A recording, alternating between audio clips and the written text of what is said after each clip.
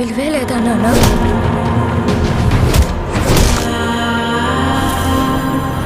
మనల్ని ఎంత హింసించి మన కష్టాన్ని దోచుకుంటున్నారు. ప్రతివాడిని వాడి పైవాడు దోచుకుంటాడు. మనల్ని దొర దోచుకుంటే దొరని గోల్కొండ నవాబు దోచుకుంటాడు. ఆ నవాబును ఢిల్లీలో ఉండే మొఘల్ చక్రవర్తి.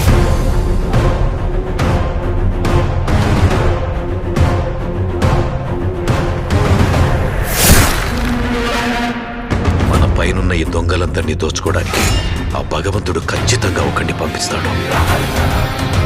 పవన్ కళ్యాణ్ అనే నేను